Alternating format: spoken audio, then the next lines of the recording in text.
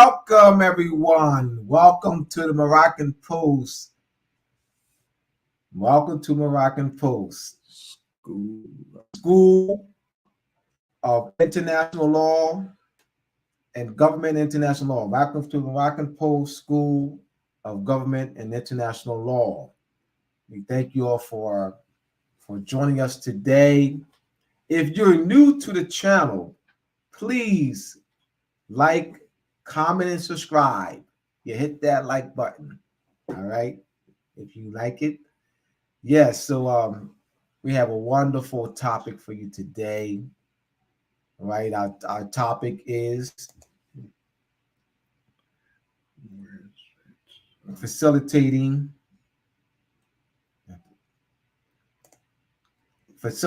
a network of political legitimacy in the quote-unquote African American communities. Facilitating a network of political legitimacy in the quote-unquote African American communities. The Moroccan Post School of Government and International Law. This is our logo here. I want to Terrence did a wonderful job in designing the logo. So shout out to Brother Terrence. The Moroccan Post School of Government and International Law. The administrator Terrence Bey, teachers Shim Malachi Bey, Abdullah Bey, and Michael Bey. Moroccan Post School of Government and International Law courses: Moorish Body Politic Formation and the Principles of Constitution and Government course, 12 sessions. Purpose of the Moorish Body Politic Formation, Constitutional Governmental Principles course, 12-session course. The first order of civilization for the Moors is to restore government in our Moorish communities, to teach the Moors how to create legitimate governments and constitutional structures in our Moorish community, to teach the Moors what kind of government structure that leads the Moors back to ancient government principles. We have another course, Moorish Treaty Protection and Consular Relations 101, 10 sessions. And the third one, Moorish Treaty Protection and Consular Relations 201 course, is 10 sessions. And we actually are in we'll be in our third session this coming Wednesday. Objectives of the Moroccan Post School for Government and International Law, National Education and Community Outreach Network. Facilitate education in the communities in Moorish nationality, national identity, consanguinity, Moorish history, Moorish culture, international law, Moorish treaty enforcement, diplomatic and consular relations, political science and political philosophy, government and constitutional principles. To develop study manuals, to develop courses in preparing Moors for self-government, to develop courses in preparing Moors for Moorish treaty enforcement, diplomatic and consular relations, to facilitate lecture series, to facilitate study groups, to facilitate community outreach liaisons, to facilitate the distribution of a community educational newspaper. Moroccan Post School for Government and International Law serves as a consultant for Moorish Southeast Region Civic Association, a network of Moorish body politics and study groups in the Southeast region, includes Maryland, Virginia, North Carolina, South Carolina, Georgia, Florida, Alabama, Mississippi, Tennessee, Kentucky, and Louisiana. Main contacts: Yannick Al-Dorsey Bey, 813-446-9146. Brother Gary, 240-630-9510.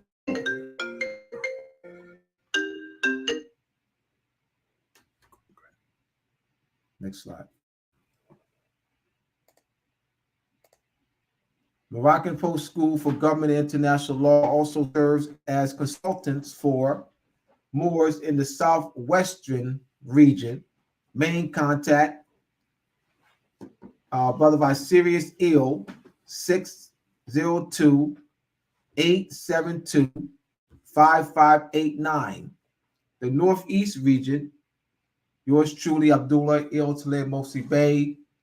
My number, 215-300-5471. Moroccan Post School of Government and International Law. Moorish Treaty Protection and Consular Relations Study Book Series, which will be the first study book coming February 2023. Government is the secure party creditor and protector of the people by Shir Malachi Bey, coming fall of 2023. Masonic Gate, a subsidiary newspaper of Miss Moores and Masonry.org. This is my newspaper that I put out. The first issue and came out in December of 2011. The Masonic Gate newspaper since 2011, national distribution. Objective: to facilitate outreach and education to Masons, Eastern Stars, and Daughters of ISIS, classified as Black, Negro, Colored, African American, and the United States Census Bureau. Distribution is not limited to Masons, Eastern Stars, and Daughters of ISIS. This is one of the articles that was the electronic version that was put out in the spring of 2021. This is 2021. This is an excerpt of my book, The Masonic Compass of Square, and their connection to measurement and timekeeping. The astronomy of St. John's Day.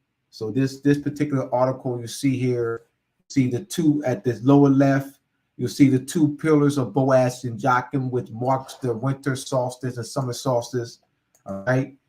So you see here the winter solstice and summer solstice. Go to the next one, T.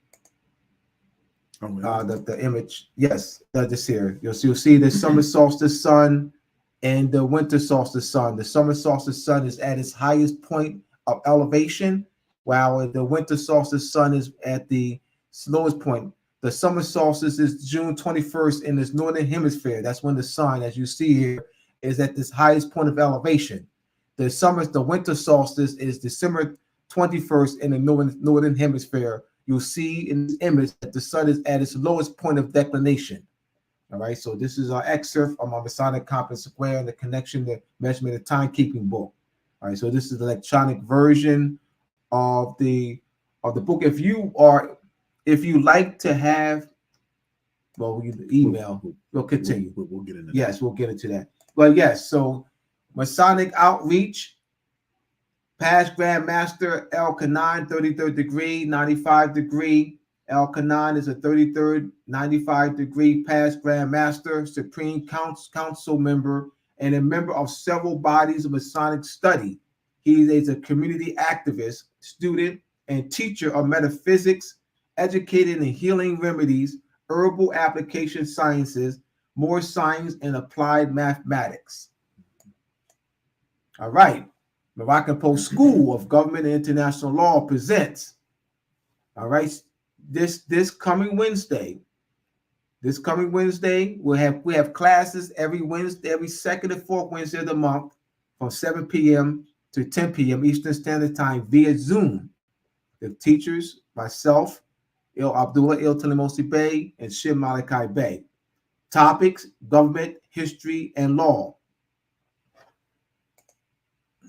These are my books: Moores and Masonry.org, Moores and Masonry Part 1, The Illuminati and Illumination of the Mind, The Masonic Compass of Square, and the connection to timekeeping, the measurement of timekeeping, How Her Venus and Moon Rule, Etymology and Vocabulary, Supplement Month 1, coming your way soon, next month soon. Moores and Masonry Part 2, but power of Moorish treaties and the recovery of lost Moorish sovereignty, coming February 2022. To pre-order Moores and Masonry Part 2, go to mooresandmasonry.org, and to order the other books, you go to mooresandmasonry.org.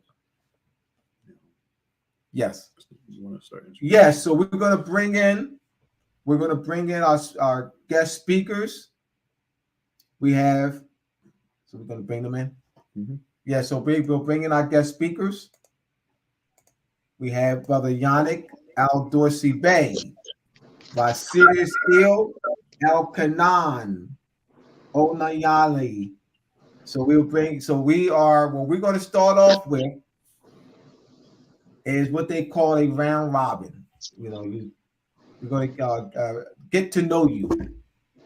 And so we want to going to talk about who they are, their background, and you'll see as they go through that these brothers are very serious and they have a connection in the community, and they indeed love our people. All right. So Yannick, we're going to start with you. All right, Yannick Al Dorsey Bay. Islam, brother, Islam. Yeah. Yannick Al Dorsey Bay. I'm from Lake Placid, Florida. I reside in the political jurisdiction of Tampa, Florida. 39 years old.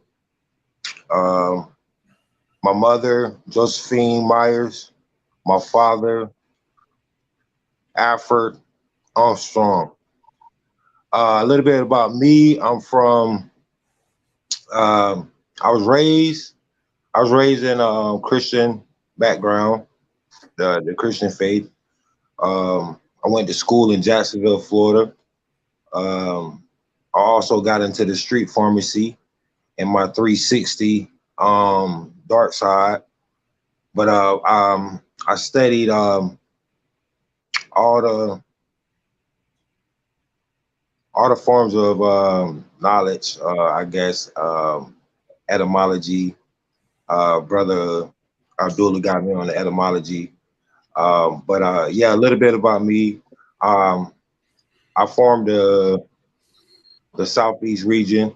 Go before you get into that, Yannick. Before you get into your forming, tell us a little bit more about yourself.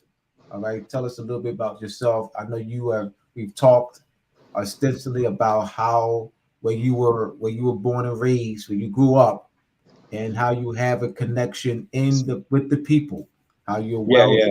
how you're well loved, and then as when I come there in March, then you'll take me there, and then you'll so talk about the association was a part of you growing up there, the connection you have with the community, all right, where you were born and raised, all right, and then Yeah, also finish that going to where that you moved to that you moved to Tampa, and the connections, at your job and so forth that you've made over the past 4 years since being in Tampa. All right. yeah. Well, like I said, I went to school, college in Jacksonville. Um, I got into the little streets, and I ended up moving to Jacksonville. And then moving to Tampa. No, But I always had a. before you go into before you talk about moving to Tampa, talk about you living Oh, my and roots, my roots, my roots. All right. don't go to Tampa yet. Yeah, don't Yeah, rush my to. roots. I'm from a little small town called Lake Placid, Florida. Um, I was raised there. Small town. It's a lot of Morris roots down there. Uh, I also have a background uh, in high school. I was part of a group called Brothers in Unity. That's the first time I started doing community outreach besides the church. But I ended up moving to Jacksonville, going to college in Jacksonville for a while, and that's when I got to experience my younger adulthood in Jacksonville. Got into the street politics a little bit. Um, I was in a growth development, like I said, the 360 walk, but also learning, educating on self first, knowing myself. I getting to learn myself when I got set down for about 10 months So I had to get to learn myself, learn my path and walk, and it led me here today, where I'm at today. And I just use those avenues to my benefit as a community outreach, reaching out to the people, because I do love my people. I am for my people. You know what I mean? So it's my duty and my obligation to them to uplift them, bring them to the light. You know what I mean? And I have some relationships in the Tampa area with the barber, with my barber. He's also a Mason. Harua. I reached out to Harua. They have chapters in 15 other states. Reached out to them, and they willing to join on to the outreach program. So the community outreach. My wife. My wife. She's also a part of this organization. My two children. Yeah, and that's Yana, we talked about a association that was formed where you were born, where you were raised. Talk about that organization that was formed where you were raised, and what did y'all do? Brothers in Unity. Yeah. Brothers in Unity. Yeah, it was formed when I was in high school. Me and a couple brothers from where I was from, we started this organization called Brothers in Unity, and it was a nice organization. Outreach. We go out and feed the homeless, give back, um, learn more about history on where you're from. Um, Mostly community outreach, just giving back, uh, donations, stuff like that, cleaning up the neighborhood. How has that your involvement in what was Brothers in Arms? How has that organization, your involvement organization, has help you make that connection? Remember, we're going to where you're born and raised. Remember, I'm going to go there. You're going to take me there when I visit you. We have a lecture scheduled for the third. That third. It was Yeah, the March third Saturday in 19th. March. March Third Saturday in March. 19th. Yes, I'll be there. I'll spend a whole week in Tampa, but we're going to be going to your hometown. All right. Right. So talk about the connections that you've made that you still have as a result of being involved in forming and being involved in Brothers in Arms. No, Brothers in Unity, bro. Brothers in Unity. Brothers in Yeah, Unity. yeah. I still know some of the brothers from the community back home. So it's like even though, like I said, even in my street days, I still keep those same connections to those brothers to come back, and because they have organizations, so that structure we can take it to those organizations and teach nationality, government structure, political legitimacy. We That's what I'm doing. I'm plugging in with those already organizations or those brothers or sisters in those areas to bring them into political government structure of what we're building today, with the Southeast Regional Civics and Educational Program outreach. That's what I'm doing with the Harua. I went out, I use my resources. Before we go into Haruha, Yannick, you mentioned that your grandfather, your uncles are Oh yeah, nationalistic yeah. stars. So talk Oh about yeah. the connection you have with Masons, Eastern Stars growing up as a result of your family ties, connections with the Masons and Masonry and the Eastern Star Order. Yeah, my grandfather and my grandmother on my father's side was in the Masonic order. Also, my uncle on my father's side is in the Masonic order. Um, I never been in the lodge, but I took what I learned and applied it into my everyday life now, understanding what masonry is to me. You know what I mean? So I use those also connections that they had to my benefit, so I can use those for outreach purposes. You know what I mean? Connection to the back, like I said, back into the community, uh, back with other brothers and sisters that already have organizations set up, so we can plug in with those other organizations. Hey, back up a little bit, Yannick, so we can see your whole. Just back up a little bit so we can see your whole. All right, good. You want? Yeah, yes.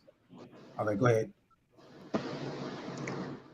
But yeah, brother. And what else you wanted to ask me Yes. before I got So into the what? you also talked about now. So now let's go to when you moved to Tampa. Talk about your moving to Tampa and how you have developed relationships with the people at your job and the communities Right, right, since you've been right, in right, Tampa right. for 4 or 5 years. So so talk about your moving to Tampa 4 or 5 years ago, and over that period of time of how you have moving into a new city, an hour away from where you're born and raised, and now you are now entrenched in the community and have developed rapport and connections with the community with 24, 25, 30 brothers and sisters at your job that you've been teaching over the period of years, and the outreach and how because of the brothers in unity where you've raised and the connections you've made and grown, that has helped, that this is that built the groundwork Right, for the foundation. the Moorish Southeast Asian Civic Association and what you be doing on the floor. So what you're showing the people that you have skin in the game, that you've been involved and you really care about the people, and you have been doing outreach and development and rapport for years. So we talk about your moving to Tampa and building that connection with the community. Yeah, when I moved to Tampa, like I said, I work for waste management. I also have some brothers on in waste management that's also masons too, and I built, like I said, I built.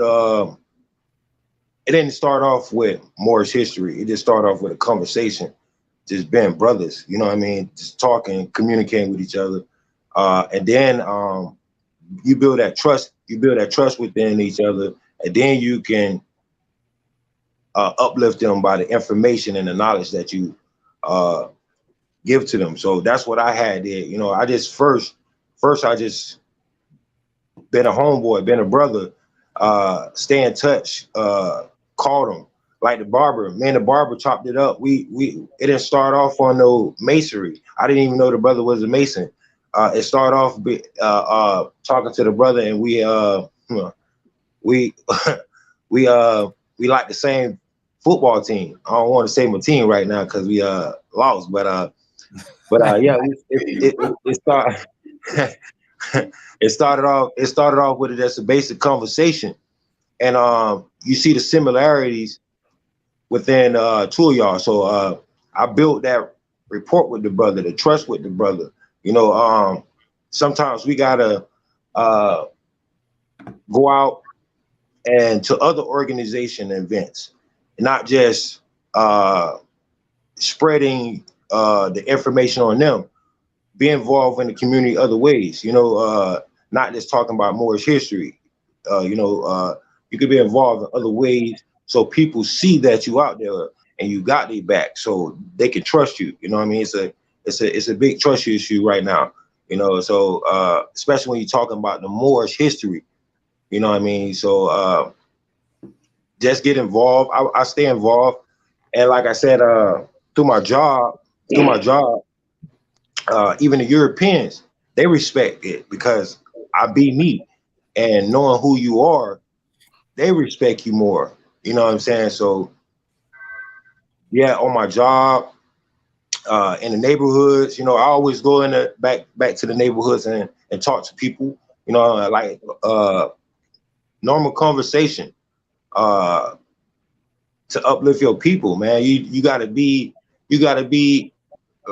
in it. You know what I'm saying? Because if nobody ain't gonna do it, who gonna do it? So I took that responsibility on myself. You know what I mean? So to go out and touch these kids, touch these children, touch the brothers, sisters, have a normal conversation. You know, about spark that conversation with the next individual about who we are and our plans, our future plans.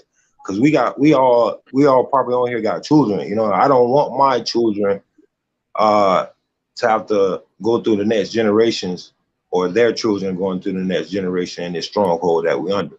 You know what I mean? The subjugation. All right, so we're gonna move on to thank you, Yannick, and we're gonna, like I said, we'll come back. We'll talk about the Southeast, but we're gonna go into right serious. So by serious, Yeah. you and I, we've known each other for quite some time. All right. So so talk about, you're now in Phoenix. You have not always been there. All right. You've been on this end, Philadelphia. You was on this end in Philadelphia, and that's where you and I met. I guess what, 20 years ago. All right. Yeah. You and I've known each other for a long time. So I want you to talk about your long history and involvement in the community. You know, beginning with Philadelphia, and then going to when you moved to Phoenix. Okay, so believe it or not, it actually started in Camden, New Jersey, which is where I'm from. That's Camden. So yes. I'm that's where I'm from too. I pretty much exited my mother's Stargate in Camden, New Jersey. Later on, you know, after anybody that's grew up in Camden, you pretty much you're kind of catered for the street for the most part when you're born there. So of course I was doomed to go through one of those other colleges that the state set up, you know, once I reached old enough. So by the time I was about 17, I got certified as an adult, and I went along to one of those college campuses that, you know, the state sets up for you. Now, in that process, you know, I got in there, I got my GED. I was Jehovah's Witness at the time. And it was a Sunni brother that introduced me to my first form of Islam. In the process, he was introducing me to that. He was attacking my Bible, and pretty much he convinced me of a whole lot of things. He taught me to research things aren't always as they make it appear to be. After that, I got a little more knowledge about Sunni Islam. I moved into what they now call the Nation of Gods and Earths, or the 5%er. Through that active study, I learned more about most of the what they call black movements out there, or nationalist movements out there. I learned a little about Marcus Garvey. Still no Noble Drew Ali. Later on, I came across a brother who needed help building a temple, one of the first temples in the Pennsylvania penal system. And that was my first introduction to who Noble Drew Ali was, because he was somebody everybody was cool with, and the minister of the Nation of Islam and some of the brothers who were part of the Nation of Gods and Earths, they were cool with him, and he had us come help him build the temple. And he made us go through the study and everything like that before we could speak at the podium. You know, it was rules. So I learned all of this information on Islamism and Noble Drew Ali and the Circle 7 Quran. I'm like, okay, yet I'm still Nation of Gods and Earths. So it was just information. So when I came home, that's when I got a different aspect of the Moorish movement. Now, upon me coming home, this was after being there 7 years and going through my different stages of study. When I came home, I was home for a couple of years, and I met Ab in 2000. So it's been about 23 years, going into 23 now, Ab. So I met Brother Abdul in 2000, and he took me to my first round table with Taj Tariq Bey and Brother Alim, Dr. Hannibal. So this was my first introduction to the different aspect of more science, not just the Circle 7 and everything like that. So this part of it showed me a whole complete difference. And I started to do more, because then I'm taking on knowledge and I'm liking to teach what I know. Now, mind you, I had been away for a while, and I didn't waste that time. I went to college while I was even away. I studied small business management, personal finance, different things like that, while at the same time reading books by Raoul Nephramin, Isis Papers, all the different books by Elijah Muhammad. My reading was increasing, so I had a hunger, and that hunger developed into wanting to teach. And after meeting Ab and him taking me to the round table, I learned that there was a lot more that I needed to study and know. So as I kept on studying and researching, years went by, and Brother Ab, that's when he started the class with Brother Komet to you on etymological studies and etymology and paralegal studies. Studies. 2010. Yeah, so by then I'm taking that class and I'm preparing to move to Arizona, which is where I domicile now. But before coming here, all through Philly, most of the brothers that were rolling with me that were part of the Nation of Gods and Earths, they were studying with me, getting the different knowledge on Moorish science. And, at the time, masonry seemed like it was something that was supposed to be intact. But Brother Ab showed me a different way of looking at it, which I never thought of before, which is that we have brothers and sisters that are trapped in some of these organizations without proper knowledge of who they are, or even the treaties and things that was going on back then. We always hear about the Treaty of Peace and Friendship. I learned about so many other treaties that I'm like, this is something that's not being taught properly out here. It's not, no one's developing, looking at the things from this capacity. Everybody's looking at from something he said or she said, or something that passed down from so many generations and decades that they think is right knowledge, but it turned out not to be. So I made it a point, me being a truth seeker who I am, I changed the way I looked at masonry, and I looked at the brothers that was around me who happened to be Masons, and just started talking to them and building a relationship with them. Upon me coming out here to Arizona, a brother that reached out to Brother Abdullah, who was he was a Mason in a Euro Lodge. So he reached out to Brother Ab. Brother Ab gave him my number, and he reached out to me.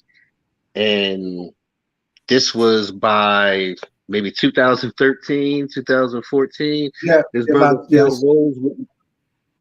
Say again? Yeah. Yeah. So this brother still rolls with me even since then. This brother was in the biker world.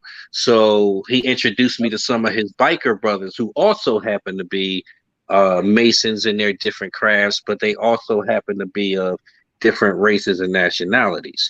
But these brothers would actually come and talk to me, and they talked to me so much over the years that is pretty much brothers in different bike or MC clubs, motorcycle clubs that actually know me, and some of them listen to me. I've actually helped some of them out with legal preparations for their cases and things like that. So I build up a nice rapport with the bikers out here on the West Coast. And from just that position alone, and then dealing with, I've talked to so many different people. I've had someone from the European Grand Lodge out here in Arizona who walked up to me, who was a European by their definition, who said he too was a follower of Noble Drew Ali. So I'm looking at a European, or what is called a European or Caucasian, in their face, and they're telling me that they're a follower of Noble Drew Ali, and they sit on a Grand Lodge in Arizona.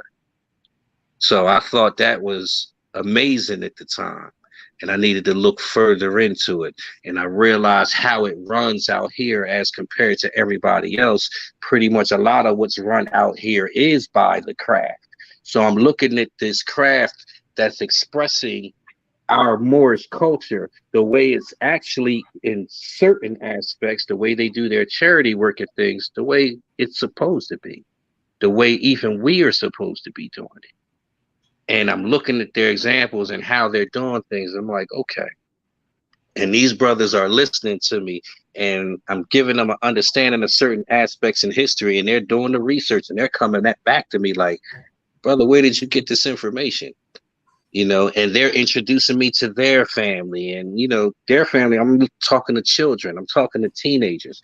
All of these are children of Masons, Moors, whatever, just on the aspect that they like to hear me speak and break certain things down to them. Some of them never heard of it. Some of them, these are things that they've heard before. They just never looked into it deeper until I started talking to them. And then I just built up, a nice, I don't want to say a following because I'm nobody's leader in that capacity, but I have a lot of study groups that I'm a part of in different manners, whether they're teenagers that want to hear me speak, whether it's, Masons that want to hear me speak. Most of them have a better understanding of their craft now because they've talked to me. And I don't look at that as a reason for me to turn my back or shun my brothers and sisters who are in those places because they don't know who they are. So my mission for years has been just to wake up the people, all of them. My series is one of them. I was a distributor. When I put out the my Illuminati book, I sent book copies to him. Also sent DVDs. But 2011, 2012, 13, 14, 15. Moors and Masons Part 2, Part 1 came out in December 2016. I sent about 20, 30. Part 1 out there. All right. So he actually was one of my distributors and source on my books and DVDs.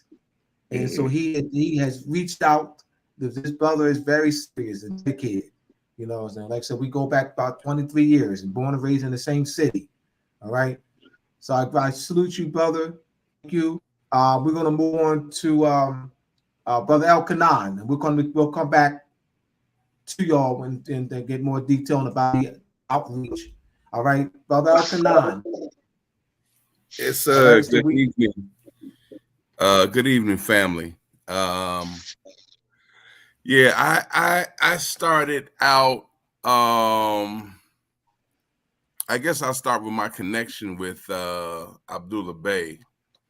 I saw him on. You're going to be doing backtracking, so you can do that. But I want you to backtrack, though. You can start off by connection. Yeah. Okay. And I'm trying to speed through this as quick as possible so that my internet don't give me no problems. So it was about 2 years, a good 2 years. And I should, it was good that I was looking at Abdullah on YouTube, and I'm gonna come out. I'm gonna meet you. You know what I'm saying? When I first saw Abdullah, it was dealing with. He was at a Masonic lodge. Now this was old. It was old already, so it wasn't live. It was at a Masonic lodge. Yeah, it was July 2000. July 2013, July 2013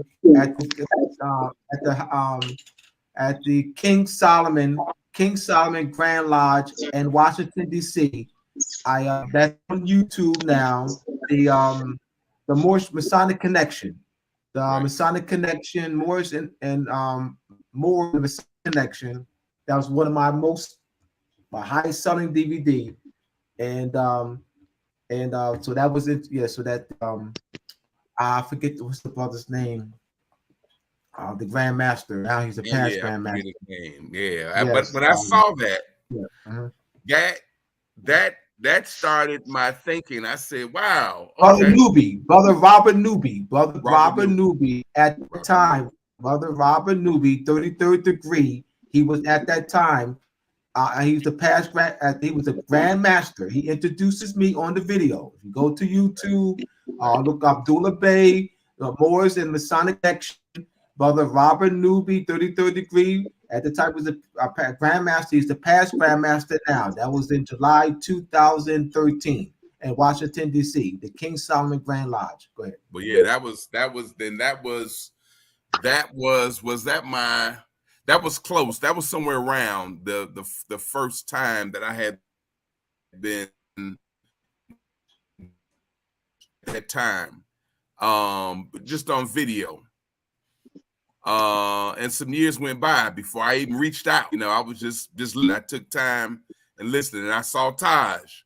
Actually, it was Taj. I saw Taj, and that's what got me, you know, looking. And then after that, I saw you and Taj and Tana on the same panel, and you all were going and giving out information and things of that nature. So that's when I saw that. We eventually met. We connected. You invited me for my in-person in Chicago. And I came to Chicago. You came to Chicago. And you know, that was it. We started communicating what was the workshop that you were doing. And anyways, we started, you know, from that point, just digging in. And I said, hey man, you know, let me learn, you know, tell me, you know, what's going on. For myself, I've always been involved in activism. I've been involved with dealing with the progression of our people. I don't know, as far as back as I can remember, probably since the 80s, you know, doing different things. I was part of, we had a temple in Tallahassee, Florida, when I was in part of the Marcus Garvey movement there. I've been in part of Kwanzaa,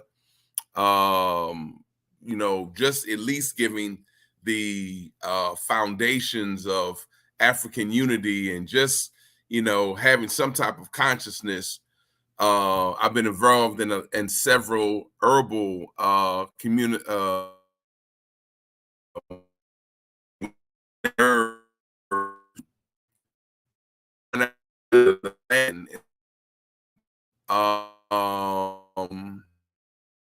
so that's been something I've been doing for years. And I decided on a vocation when I was in Florida to look into math. What do you want me? Can you hear me? Back up to the herbs. Back up to the herbs. You're breaking up too. Yes. I'm breaking up. All right. Yeah, that's what I'm trying to get through this one quickly then. Yeah, so I was involved in a few community groups, herbal community groups that were dealing with natural herbs, where we would go out to the farms and we would farm on the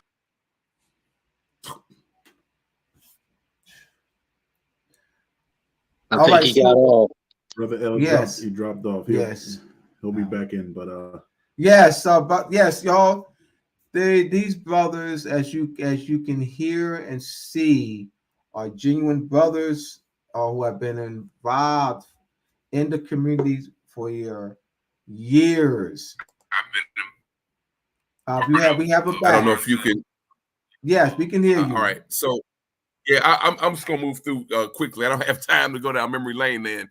So I've been involved in community as far as dealing with. I was a part of the youth development of Black Panthers, because at the time that I was coming up, the Panthers were gone. They were out. You know, these guys now, whatever have you, but we had that and SACD, Student Alliance for Cultural Development. So everything that I was always doing was kind of, you know, just preparing me to do this work that we're doing right now to educate our people. My involvement with Masonry got started back in 1986. Okay, so I got involved with Masonry in 1986. It was Prince Hall, but then I moved on to another organization while I'm still involved with Prince Hall, which is a spinoff, I guess you can say, of Masonry, and I got involved with that. That one felt more like home because it was herbs, it was was dealing with, you know, survival. It was dealing with really Moorish. The Marcus Garvey was involved in this group called the Mechanics, in order of mechanics, and that impressed me when I saw that organization, because they had fezzes, black, white, red, green. They were moving around with scimitars and swords and things of that nature. So that impressed me, and I was looking at that, and when I found out what they actually were doing as far as herbs and making tinctures and medicine and all of this other stuff, I was blown away. It's different from what we do in the Masonic Lodge, you know. So that organization has got me. I'm connected, still involved with that organization. It's worldwide, even though Masonry is worldwide as well too. But the fact of the matter is, this group has tentacles like literally the country, all over the world. And my task is to tap in not just with the Masonic organization, but also with the other organization that Masonic ties to it as well. And, you know, both are community organizations. The other organization is more health grounded and, you know, kind of more of a conscious level. So my task is just really trying to reach out to them. And by them, it's, I mean, everywhere. Like, you know, so and that's just my focus, is just to try and get, you know, the mindset together. And I know that, and this is 10 years ago, 8 years ago, I was cool with this fez, but it's now like sacrilegious now, because this is our headpiece, as Sirius L has on his head. This is our crown.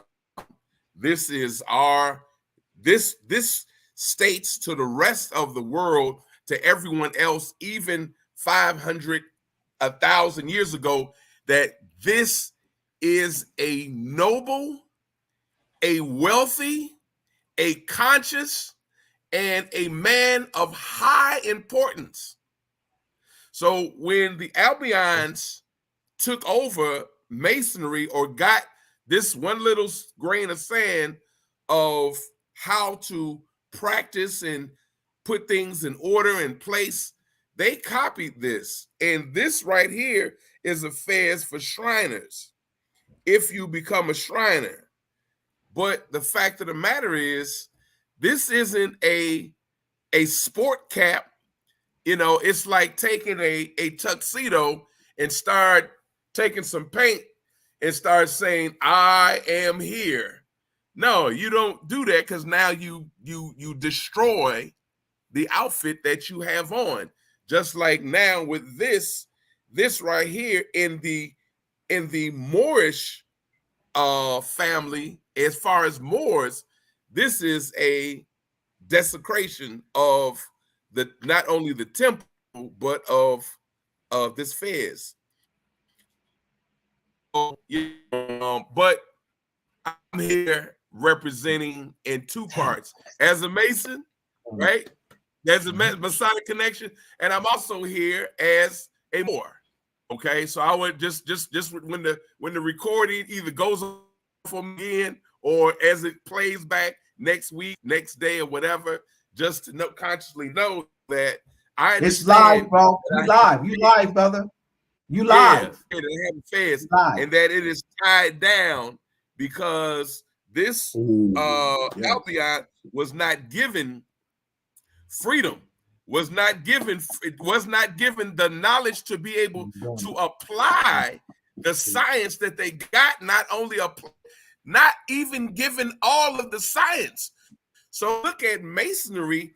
Masonry is one aspect. Just like when people get caught up and they say, well, Kitman, I'm sorry, Abdullah, it's just That's just something No, that's go in ahead, me, man. brother. You're doing a wonderful job. I'm not So, stopping you, man. No. so Go ahead. what happens is this tie down is just an aspect of what the entire phase is. If you see Sirius L, his tassel is able to spin around because it's 360 degrees, not only of knowledge, but 300, you're able to move around, you're able to span the globe, your consciousness, your chakras are wide open all the way to the crown chakra.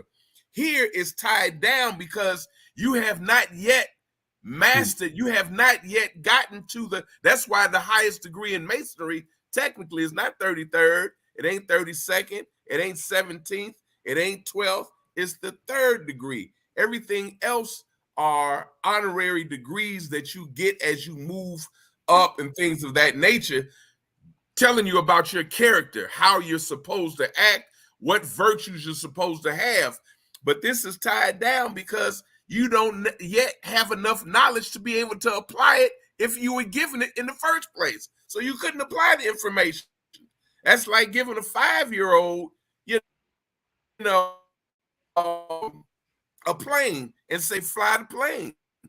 Fly the plane because you don't have knowledge. You don't have even the capacity to hold the knowledge. So this is the reason why mine is tied down and Sirius's floats around, because even though he may not be in or if those who are wearing the fez may not have the knowledge to move and to have those chakras open at the moment, it's you're able to do that because you're open to the knowledge. Masonry, you got to toe the line to exactly what's being told, and that's why you can't go, because you're already locked once you join. So you're already locked here. So anyways, my job, my goal is to get the message out like what we're doing in this forum. And there's one thing I want to end with is we say in the lodge, and I was telling this to Yannick and Abdullah, I said, I'm going to wait until we get to the whatchamacallit.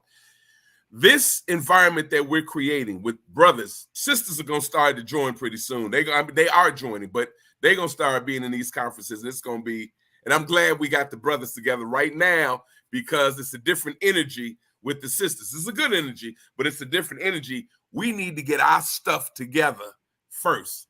And in Masonry, we say how good and how pleasant it is for brothers to dwell together in unity. So what we're doing right now, having this discussion, having this fellowship is what is needed. And that's what's going to develop, our people. Oh, man, all 4 of y'all, all 3 of y'all. Wonderful job. Wonderful job, man. I greatly appreciate y'all. All right. My turn, right? My turn. A lot of you know me. All right. Let me go here. Where do I start? All right.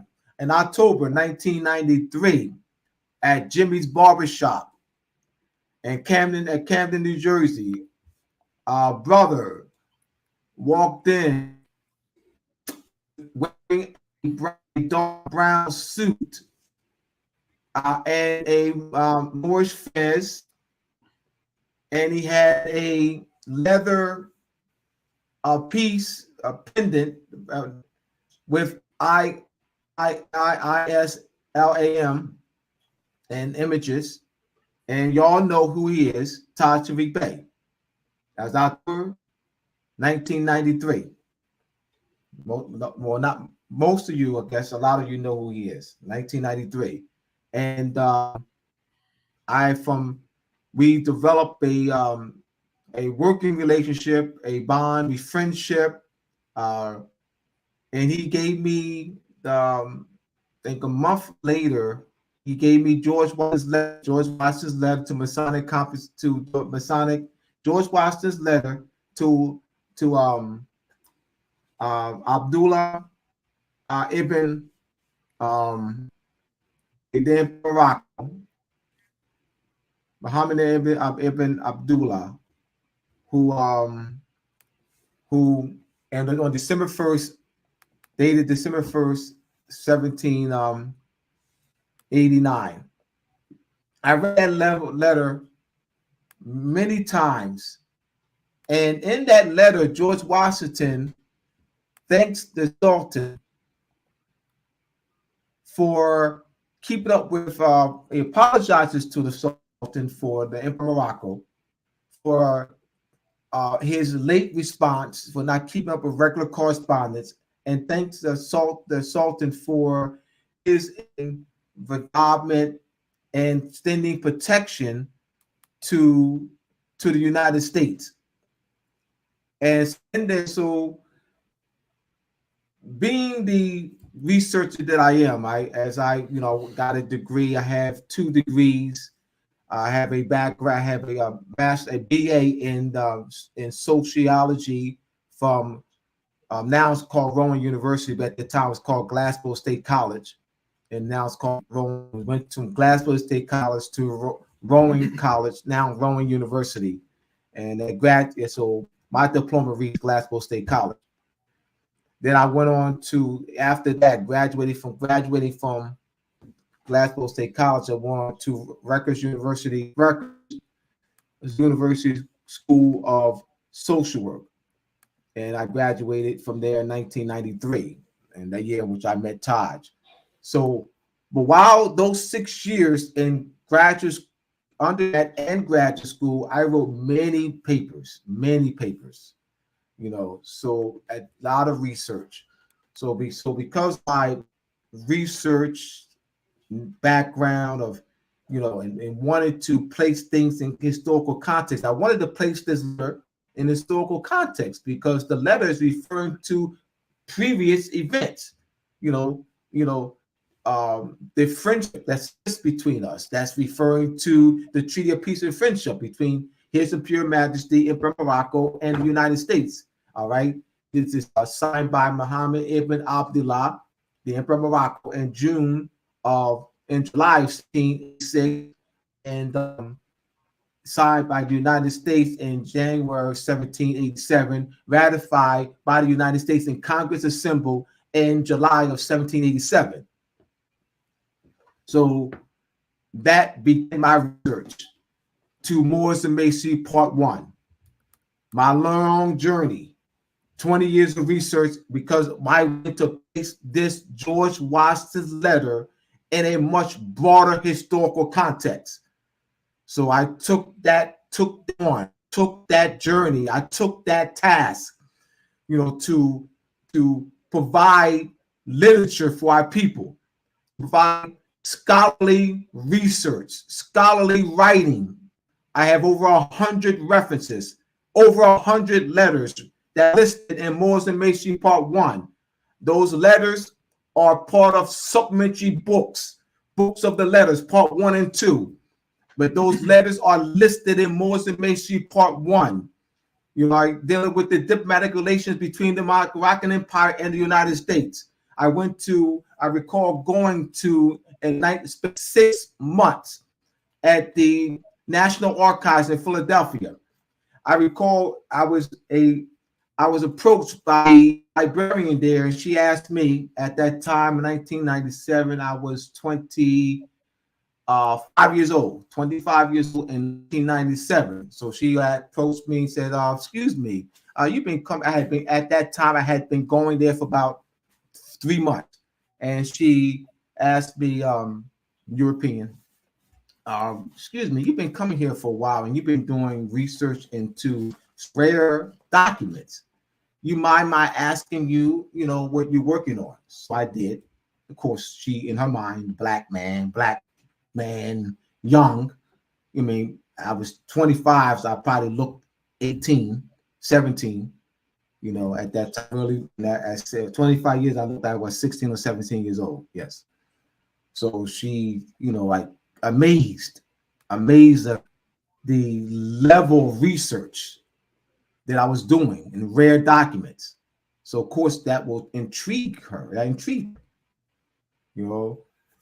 So that's my journey to Moors and Masonry part one. And in 1998, the following year, I came across at Rutgers University Law Library in Camden, New Jersey, on the third floor. The third floor is the International Law section on the third floor, Law Library.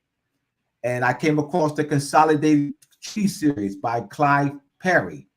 And that's where I found the treaties that I have listed in Moors and Masonry Part 1. In reading the treaties, I saw the word divan.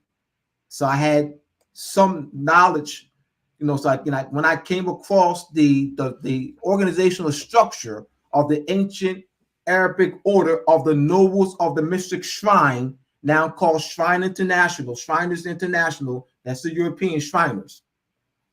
I saw the word divan, and I saw the word divan in the treaties. I said, ooh, that's where they got it from. Ooh. All right, so making that connection. And that same year, I went to the Pennsylvania Historical Society, and I found additional letters. So I found a lot of letters in the National Archives in Philadelphia, and I found additional letters. And at the Pennsylvania Historical Society, they have the actual letters. At the National Archives, they were on microfiche. I spent a lot of finance at the National Archives because being on microfiche, the letters, some came out too light, some came out too dark, and it was a quarter, 25 cents. 25 cents in 1997. So you imagine. So it didn't come out right. I had to spend another 25 cents. And I would go there with 100 notes. And I went there for every Saturday, because I worked during the week. So I went there every Saturday, spent all day for 6 consecutive months. You're talking about dedication. That's where my Saturdays. That's where I spent my Saturdays. And then I was telling Yannick today or yesterday that I spent a lot of time. The third floor. I was the only one on the third floor. I was the only one on that third floor there. So that's I also came in the summer of 1998. I met Professor Burton, the professor of etymology at Temple University Pan-African Community Education Program. That began my journey in the study of etymology, which is towards human. I began teaching class once he transitioned in the September of 2003. I've taught. I've written several books. The Masonry Masonic Compass Square, Moors Masonry Part 2 is coming out next month.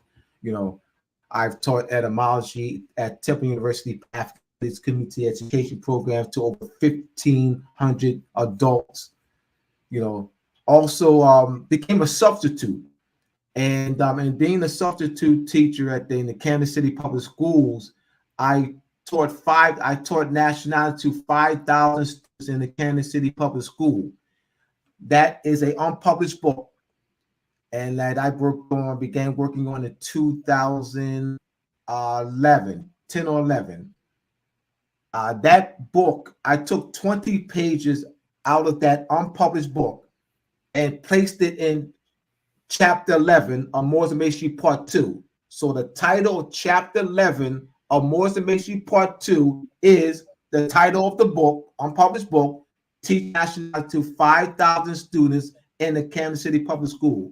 So I chronicle my experience and their reactions and comments and so forth. All right, those 20 pages. All right, I recall one student that I document in chapter in the 2 that this student stands out out of the 5,000. Out of 5,000 students classified as Black, nickel colored, Latino, Spanish, Puerto Rican. Out of 5,000 students, only 1 out of 5,000, only 1 out of 5,000, only 1 out of 5,000 asked me what my nationality is, using those words. He first asked me, this is in the book, chapter 11, Mister, what are you? I recall right now, I can envision where I was. Right now. So I pasted for a few seconds. I didn't say anything, I didn't respond. I pasted for a few seconds. He didn't act, then he corrected himself, or he said, I mean, what is your nationality? Shocked, dismayed, stunned, bewildered, I walked over to him and said, excuse me, out of few thousands of students, you're the first one to ever ask me, quote, what is my nationality? Do you mind my asking you where you're from? Oh, my family's from Trinidad and Tobago. I said, oh, all right. Out of 5,000, only 1. But remember, what is intriguing, so intriguing, is that this student first asked me, the 5,000, what am I? I pasted. This means that's a knowledge piece for him to be aware and to now what? Change his question to the proper question, Mr. What is your nationality? That's awareness. That's awareness. That's why I was bewildered, stunned, dismayed. That's awareness. That's in Moore's and Macy part 2. Also, at the beginning, though, this is not a student, this is a teacher. And 16 point, which I'm going to bump up to 24 point. I start the chapter off with his teacher's comment. And Elk and I talked about this on Saturday. And as a result of that, I'm going to don't bump it up to 24 points. Or 20. Nationality is not the real world. She blurted.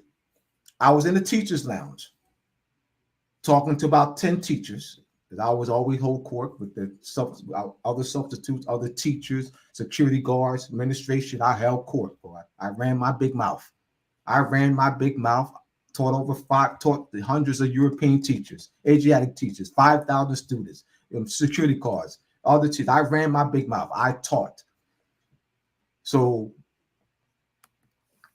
and holding court at the end of the teacher's lounge, doing our teachers' lunch. I was talking about the principles of nationality. And this teacher blurted, as I wasn't, like I said, I was not just talking to her. She was sitting next to me. And she said, she blurted, nationality is not the real world.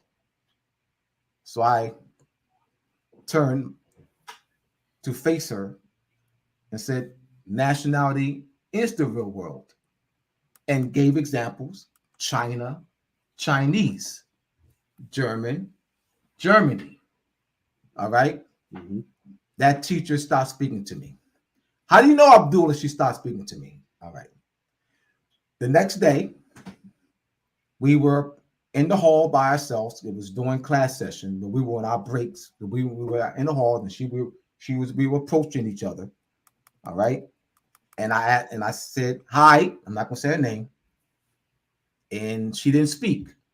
So I said, I'm going to give her the benefit of the doubt. Maybe she didn't hear me. So I said, I'm going to give her the benefit of the doubt. So this time, I make sure I said it loudly. Then I think it was 2 days later. And she didn't speak. I said, oh, I know what's going on. So that begins, though it's the chapter for the students. I had to put that in there. So that is one of the teachers in the Kansas City Public School that made that comment. And I was talking to Elkanan on Saturday about that. And I said, Elkanan, if a Chinese teacher was in there with us, was it one of the, it was, let me state, all of the teachers at the time that were in the teachers lounge, a class of are classified as Black, Negro, colored, and African Americans. That's very important. That's very important for me to put that out there.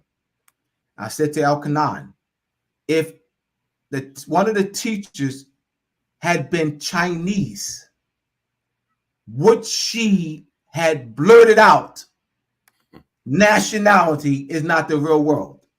No, we were talking, and that came to my mind because I had never come to my mind, after all these years, until Saturday. And we thought and analyzed it and pondered, and so I think that was important because that, so that's in. And then I said to Elkanan, I'm going to bump that up to 20 to 24 points. All right, so as to highlight it. And I didn't want it in the middle of the chapter. I didn't want it at the end of the chapter. I wanted it at the very beginning of the chapter so it can stand out. All right, so I've been involved for many years, traveling and lecturing. All right, so we're going to bring the brothers. What is introduce? Yes, real quick. Yes. All right. Oh, my bad. My bad. Come over here, Terrence. No. Yes, this is my. Yes, please. Yes, my man. So mine will be really quick because my journey is not long. Yes, please. As long as the other brothers. Man, you ain't talking about you. No, we did not. No, we did this not. is all right though. I'm glad he is doing this. All right. So, yes, my journey isn't so. In fact, my name is Terrence Bay. I am the one who's always behind the camera. My journey isn't, like I said, isn't as long, as extensive as the other brothers. And I know Abdullah's been in it for quite some time. So when I first came into, it wasn't even the knowledge at the time. It was just, my brother, Rob, he always liked to study different things, and everything, it seemed like everything that he studied at the time, whatever he studied at the time was his truth. And so, because he always talked about the Bible. So the Bible was the truth, and he knew the secret of Babylon and all types of stuff. And then one day, he started learning about Moors, and then started telling me that, hey, we're Moors, and, started talking. So I talked to him about that for a while. And this is back in 2012, 2013. And so he started to, be really heavy into it. And that was around the time when I first got a gun permit, a license to concealed carry. So when I went to the police station, I put on the paper on the application that I'm a Moor, and the unconscious Moor's sister, cop, she says, well, what's that? And I didn't even really know too much about it at the time. Mm-hmm. So I couldn't really argue it. So I couldn't really argue it at the time. So I said, you know what? All right, then, I'm Black. Let me get that. But I didn't really become serious about the knowledge, the culture, until at least about around 2000. I would say 2018, 2017, 18-ish, somewhere around there. And I started doing when we started waking up, we do the YouTube study thing. And so seeing that there was a lot of things that didn't really make much sense. And but I was going with it because every, the Moors that I seen, either walking around or on the YouTube, just loved it, every bit of it. And so When I first met Abdullah, Shim, Tamara, and Taj, that was around 2000. That was around December 2019. Yes, December 2019. I was, because I was, on YouTube, nothing is really structured on YouTube. Cannot get any structured learning anywhere. Well, I'm saying on YouTube is so so I'm like, oh man, I need somewhere that I need structured learning. I need to learn this because I'm hungry now.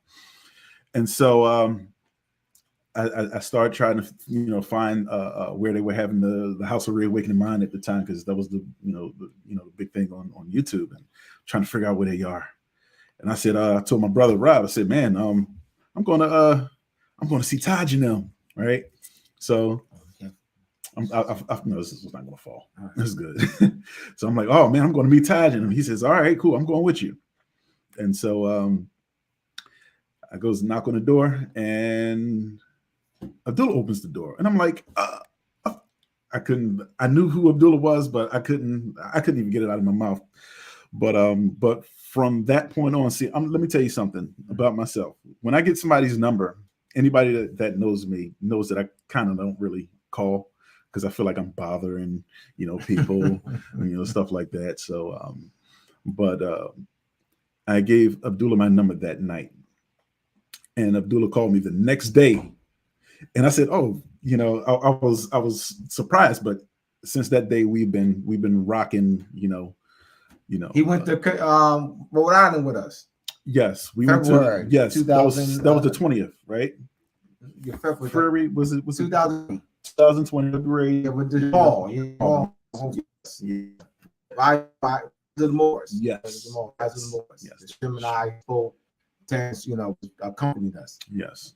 So once again, in fact, that's where my is that where I started being behind the camera? Because I held we the doing camera a lot of fake. We were doing FaceTime on the way there. Well, I was sold in the phone because you would operate the vehicle. Yes. But then when we got to the our Airbnb, you were yes. Yeah. So in fact, I don't know if anybody can see this right here, but I'm going to blast out this picture right here. See Abdullah sleep in the back. We're in the car there. So anyway, Shim. So anyway, me, Shim, and we've been pretty tight since. I've been the one behind the camera on Academy of Providence, behind the camera in United Republica of Morocco. Yeah, so even now behind the camera. So, but I'm gonna be mine because we do have more to give to you. Yes. If it's your first time, once again, to the channel, like, comment, subscribe. Please comment. And I do see some comments in here now, but hit that like but button. Please comment. So I'm gonna slide back to the side here, and I'm gonna let these brothers ride out.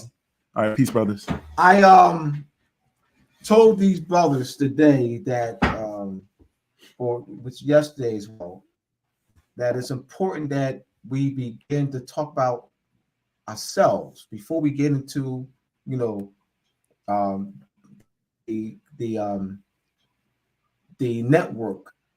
I want them to know who we are, and people, me, I've been, involved in on camera, but I wanted them to know who we are, a personal life. That's very important. I think that this is the most important part, because you got to make the connection with the people, so that they will want to listen to us and get involved, because if we didn't do this, trust me, I got 35 years going back to college. Trust me. Who are those brothers? They don't have to ask that now. That's why that's important. All right. So facilitating a network of political legitimacy in the African American communities. All right. All right. Let me blaze on over to that there. Yeah, we're gonna go. So Yannick, you're gonna go right Yannick, section. Let's see which section this is here. The South with that chart. Oh, Yeah, right here. Yes. Okay, I got yes. you. I got you. Go to the codes first before we. Where's the? Is that up? Remember that outline of you don't have that. Which outline? I had texted you. Emailed you along with this, but if not, you don't have it. He can read it. Okay. He can read the goals. All right. Yeah. Let's do this here. Okay. Well. All right. Let me add share screen here. All right. All right, Yannick, you're up.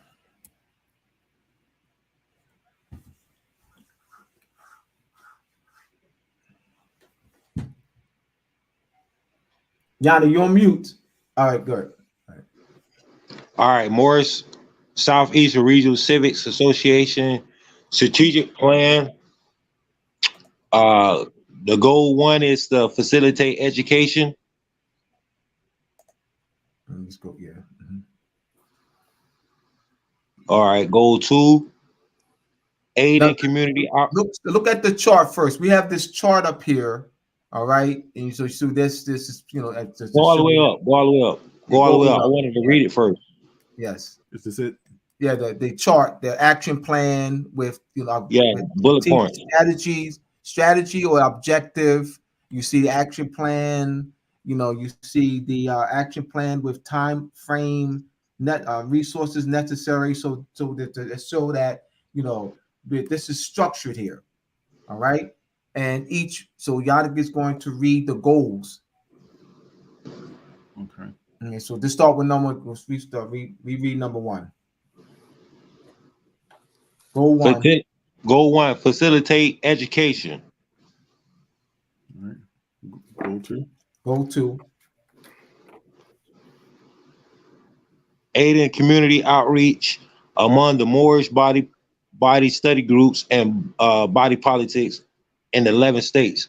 It's going to actually be, we're going to add two more. It's going to be 13 mm-hmm. when we put it up on the website. Okay. Yes.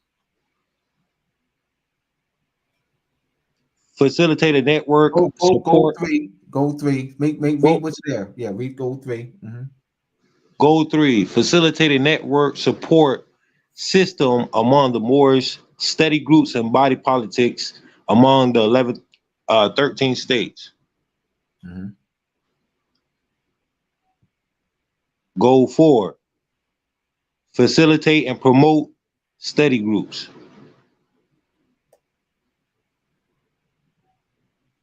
Goal five, facilitate the study groups into Moorish body politics.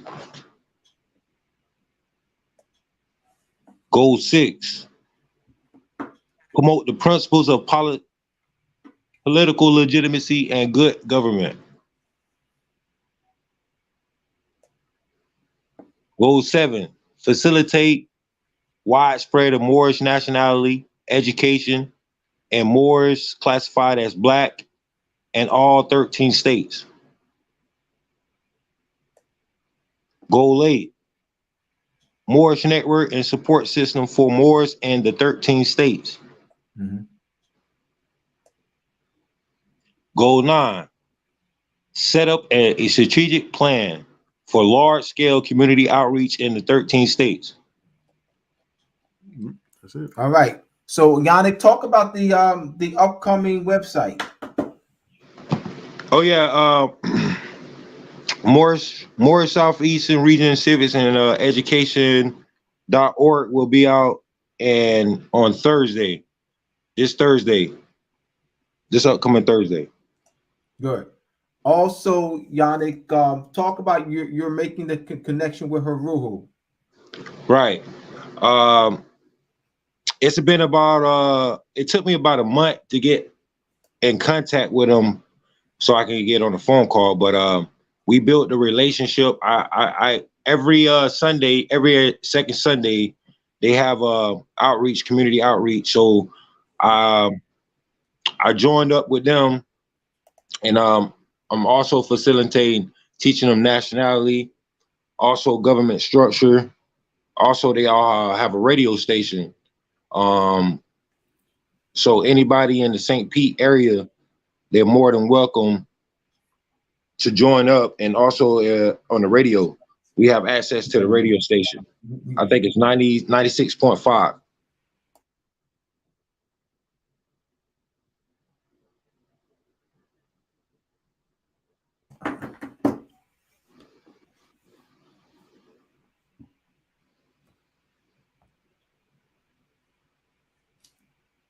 Yes. Haruhu,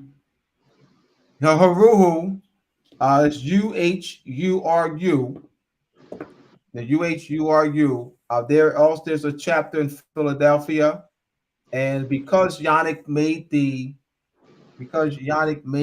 connection, the initial connection, I went to the website and put in my information to actually volunteer for the radio station, because I actually will be on the radio station there in St. Petersburg, Florida, when I go there during the third week of March. This, so I said, oh, man, this will already in. So I want to appreciate you, Yannick, for making that initial connection. All right, Brother Vicerious.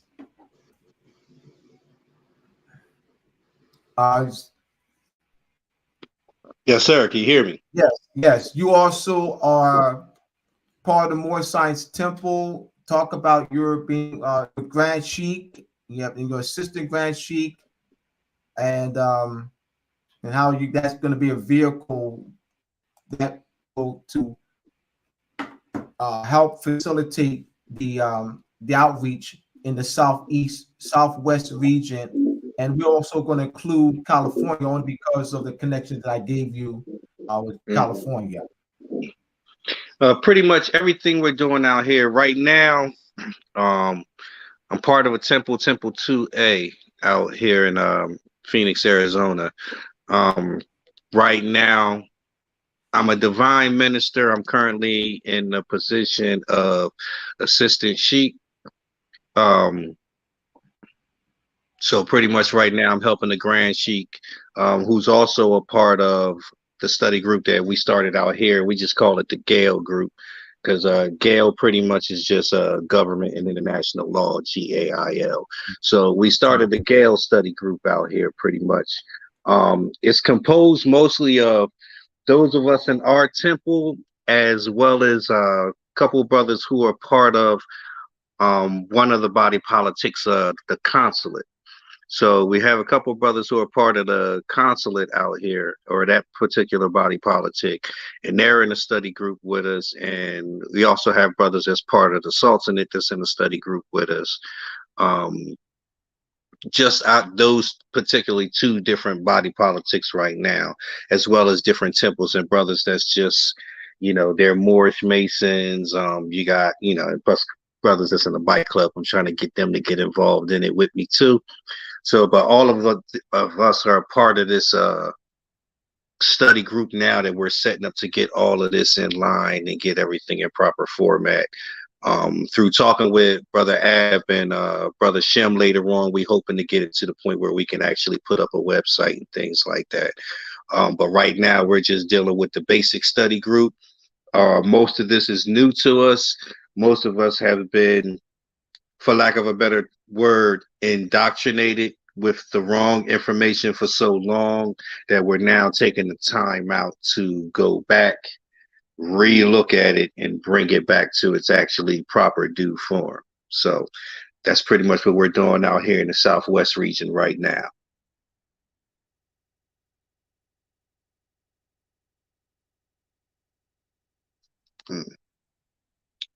Your volume off again. I don't know if that's me or you, Brother Ab. I'm on mute. Yes, Elkanah. You did speak extensively on what your on your connections Just get us some more detail as we'll be wrapping up this section soon. All right. You know, for the most part,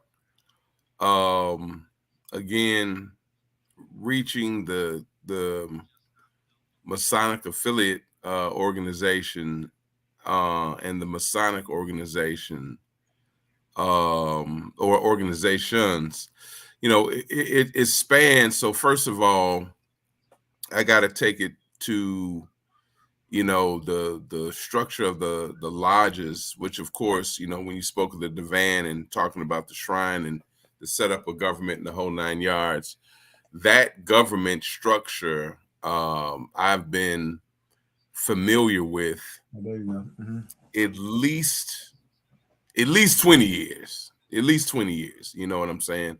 I've been involved. I don't want to make it look like I'm gang banging. I got my hat all, I have my crown rather all knocked to the side. But no, what's happening here is the thing that I really like is the organization that I'm a part of that's not Masonic. It's Masonic, but it's not it would be considered clandestine in Masonic circles. But that group has a very tight network. And it's literally mostly outside of the United States, but it has its headquarters here in the United States. So what I'm really just trying to do realistically is connect with that group and as well as my Masonic involvement as well. With me sitting on grand supreme councils, what that does is that puts me in league with all of the grand masters in that particular region. Well, because I'm part of 3 different sovereign bodies, 2 mainly I'm heavily involved with, that expands the different states. And now that we're connecting, one of my sovereigns has connected with the Middle East. You know, that that brings it back to home, but it may also step on some toes in a way because those guys in the Middle East don't feel that we should have any type of connection to Islam or Moorish, any of that, you know. So, you know, but that's the challenge that I gladly take on.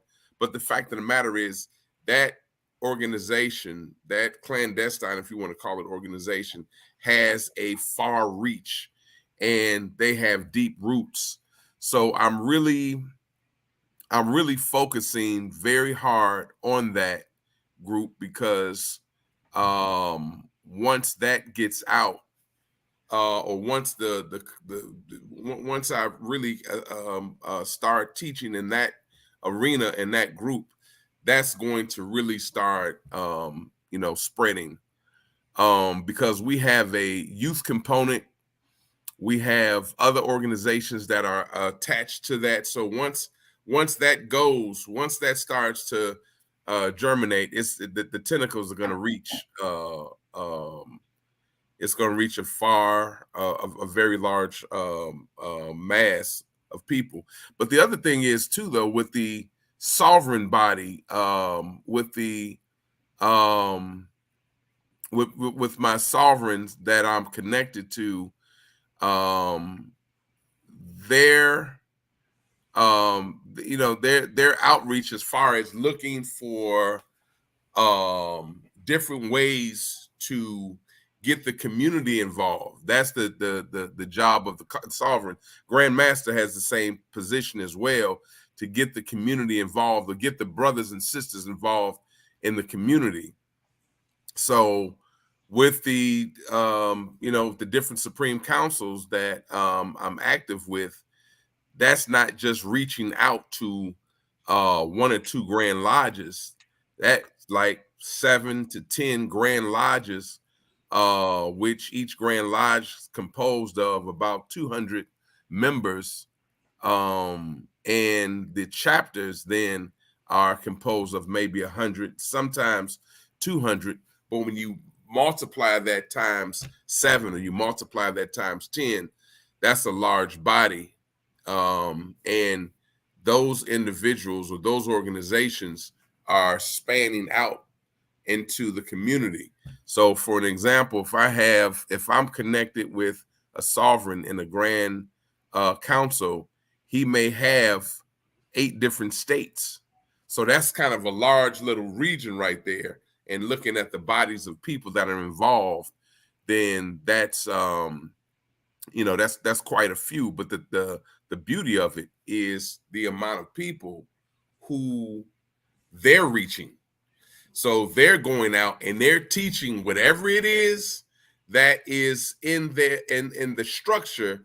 They're teaching whatever it is that they're being given, their mandate, their emir, their general, whatever you want to call it. They're being given their marching orders to say, hey, this is what we're going to do. Now, it's not solely, they're not going to just one thing they're going to do is promote or teach Moorish culture. But the thing is, though, that's one of the things that they put. So at the end of the year, when they give their business report, they're obligated to say, hey, we did 1, 2, 3, 4, and 5.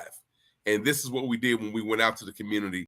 This is how much awareness we rose. This is how much resources or funds we rose, or whatever the case may be. So, it's I'm not just here working on the national front, but also working on the international front. And sometimes it takes a little bit of time, but it's like each one of the Grand Masters are like different different organizations. So that's what I'm just reaching out to try and or not try, but to get the awareness going. So and the beauty of it, though, is what I'm coming with when I'm talking to these sovereigns and the Grand Masters and the Grand Matrons is health, dealing with wealth, dealing with government. How do we protect? You know what I'm saying? So that's where the government structure and things of that nature comes in. So these are just some things that I'm working on,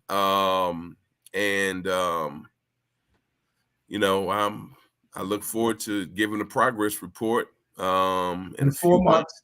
4 months. In 4 months, yeah. So that puts a little fire somewhere. You know what I'm saying? Yeah. We'll be back 4 months to give a progress report. Yeah. So yes.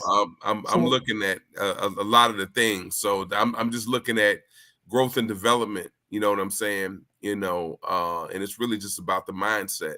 So I'm just trying to, work is here and then continue studying. You know what I'm saying? Just continue studying. It makes it a little difficult because I'm no longer a Grand Master. I'm a retired Grand Master. We're gonna wrap this section. I'm done. So yeah, I'm done. Right. So yeah, that's it. All right. So we're gonna move to the next section. All right. We're gonna move to the next section. Okay. This is this next section, next 20 minutes is a book that'll be out. My book, another book of mine. I'm just gonna talk while you get ready. Another book of mine that'll be out in the fall of 2023, the fall of this year. All right. This is the excerpt from my book entitled The 1783 Definitive Peace Treaty Between Great Britain and the United States as the ruling authority for the United States, coming fall of 2023. You know, I got a book coming out next month, Moore's Macy Part 2, but this is another book coming out in this fall. All right. So this is the excerpt. Don't forget about the sovereignty of the English-British Crown. Note, the English-British Crown extended English-British sovereignty to the 13 original states through Article 1 of the 1783 Definitive Peace Treaty between Great Britain and the United States. Note, the 13 original states extended the British sovereignty, extended to them through Article 1 of the 1783 Definitive Peace Treaty between Great Britain and the United States to the people of the United States. Hence the phrase, we the people of the United States, in the preamble to the United States Constitution. In Article 1, in the Articles of Confederation, quote, United States of America is known as the style name. This is the quote. The style of this confederacy shall be the United States of America.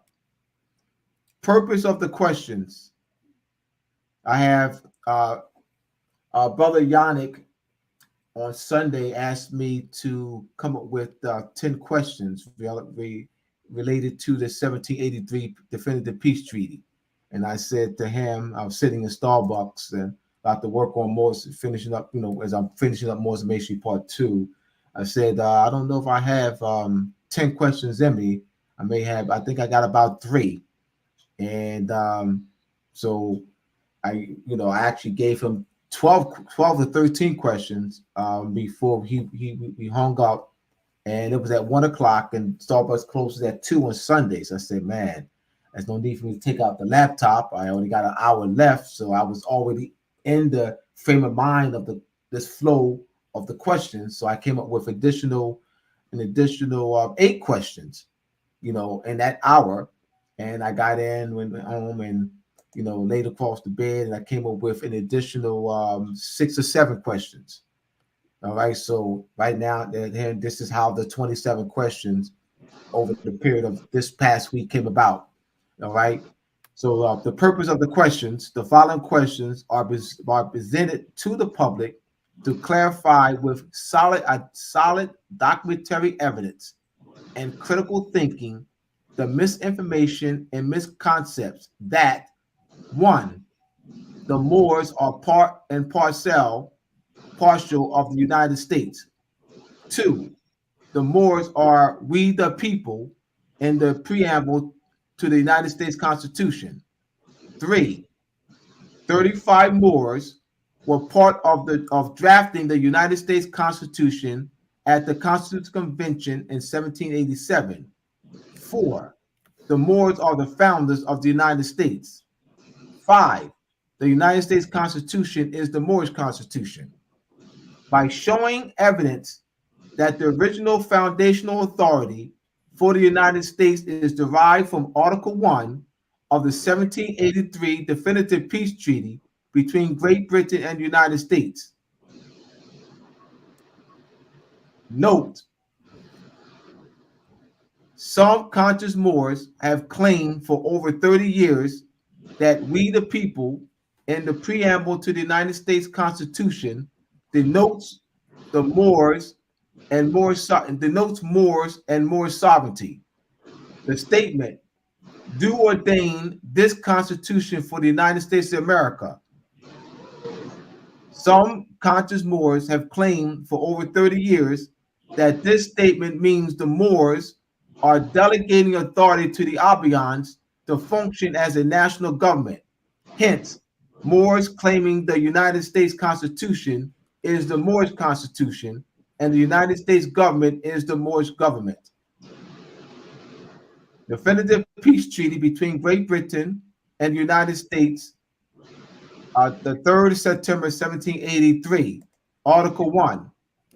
His Britannic Majesty acknowledges the said United States, viz., which means viz is a Latin word for namely New Hampshire, Massachusetts Bay, Rhode Island, and Providence Plantation, Connecticut, New York, New Jersey, Pennsylvania, Delaware, Maryland, Virginia, North Carolina, South Carolina, and Georgia to be free, sovereign, and independent states, that he treats with them as such, and for himself, his heirs and successors, relinquishes all claims to the government propriety and territory rights of the same, of every part thereof.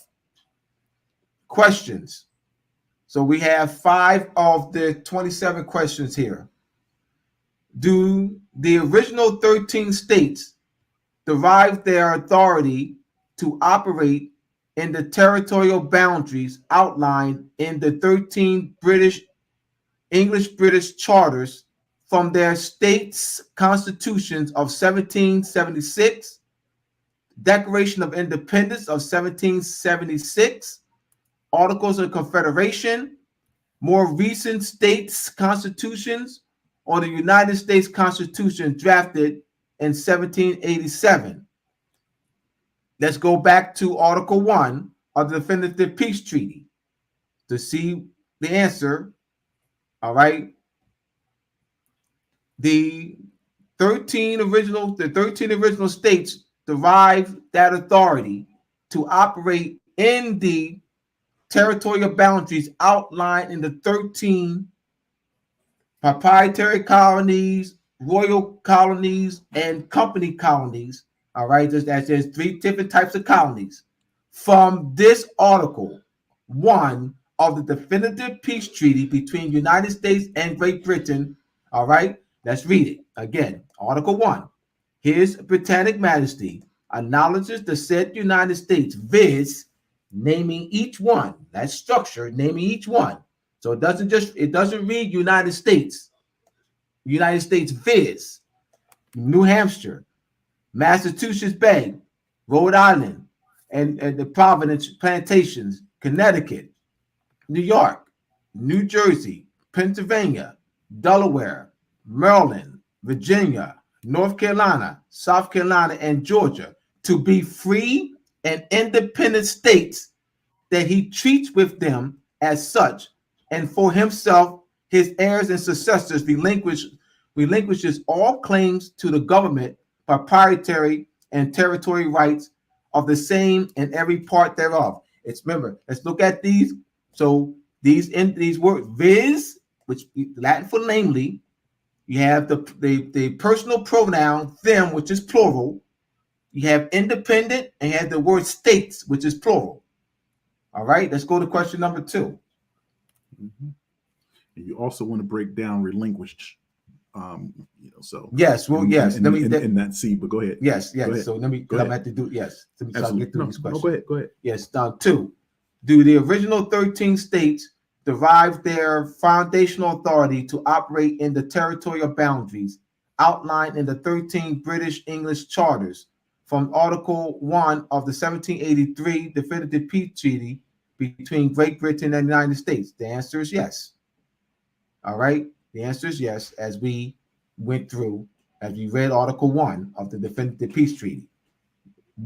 Number 3, what is the landmark case in the United States Supreme Court that states that pre-Revolutionary War rights granted to British subjects before the war are protected in the 1783 Definitive Peace Treaty between Great Britain and the United States? That case is Society versus New Haven, 1823. That's the Society of the Gospel of the Propagated Faith versus New Haven, 1823, in the United States Supreme Court. All right. Mr. Webster, not Daniel Webster. Mr. Webster was the defense attorney for New Haven. Daniel Webster made the claim that the Society of the Gospel of the Propagated Faith, chartered under the Crown, the society was granted a charter and also land to which to operate as a religious society from the British Crown. The defense attorney made the claim that the society's the society no longer has a right to claim, because that the Revolutionary War extinguished that right that was granted to them by the British Crown. The United States Supreme Court ruled in interpreting the treaty, definitive peace treaty between Great Britain and United States of 1783, and also the laws of nation principles, that the Revolutionary War did not extinguish pre-Revolutionary War rights. That's a landmark case ruling on that treaty. That case, Society versus New Haven, 1823. All right, number 4.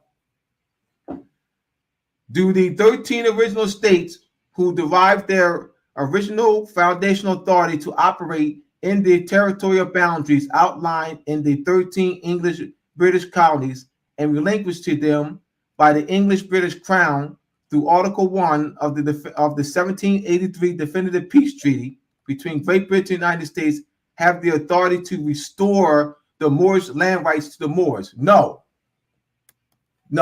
New Jersey State, North Carolina State, New Jersey, Commonwealth of Pennsylvania, South Carolina State, Georgia State, North Carolina State, Rhode Island, Massachusetts do not have any authority to sit down with the Moors and relinquish Moorish land back to the Moors, to restore Moorish land rights to Moors. They don't have that authority. How you know that, Abdullah? Article 1. Let's hit it again, T. Let's hit it again. All right. Where they got that from? Here we go. His Britannic Majesty acknowledges the said United States, viz. New Hampshire, Massachusetts Bay, Rhode Island and province in Pennsylvania by plantation, Connecticut, New York, New Jersey, Pennsylvania, Delaware, Maryland, Virginia, North Carolina, South Carolina, and Georgia to be free and independent states, that he treats with them as such, and for himself, his heirs and successors, relinquishes all claims to the government propriety and territorial rights of the same in every part thereof. So they are granted that by the crown. So how can they, New Jersey and Rhode Island and Massachusetts, sit down with the Moors, right, and say, oh yeah, the territorial boundaries that's outlined in the British Charter, South Carolina Charter, North Carolina Charter, New York Charter, Georgia Charter, Rhode Island Charter, Maryland Charter, Massachusetts Bay Charter, William Penn's Charter. How can they, that was relinquished and delegated that authority from the crown, sit down with the Moors? We got to go to Great Britain. This is very important, y'all. We got to sit down with Great Britain. They don't have that authority when that was delegated to them through this treaty. This is a peace treaty. Come on, let's go, T. They learning today, T. They learning today. If January 14th marks the United States independence, so what is July 4th of July? Well, January 4th, 1784 is when the United States ratified that treaty, definitive peace treaty between Great Britain and United States, 1783, signed in September 1783, negotiated throughout 1782 in Paris. So that's why it's also called the Treaty of Paris, because it had been negotiated in Paris. Mm-hmm. Now, this treaty, Great Britain did not acknowledge, or they drafted the Declaration of Independence. Great Britain did not acknowledge that. Great Britain acknowledged that through this treaty in 1783, but not 1776. Great Britain did not acknowledge that. So Great Britain didn't have any authority to operate in the territorial boundaries outlined in Maryland Colony Charter, William Penn, Pennsylvania Charter, Rhode Island, South Carolina, North Carolina Colony Charter, New York Colony Charter. They did not have the authority. They couldn't to operate. This treaty gave them that. Great Britain did not acknowledge them in 1776. Great Britain acknowledged them through this treaty in 1783.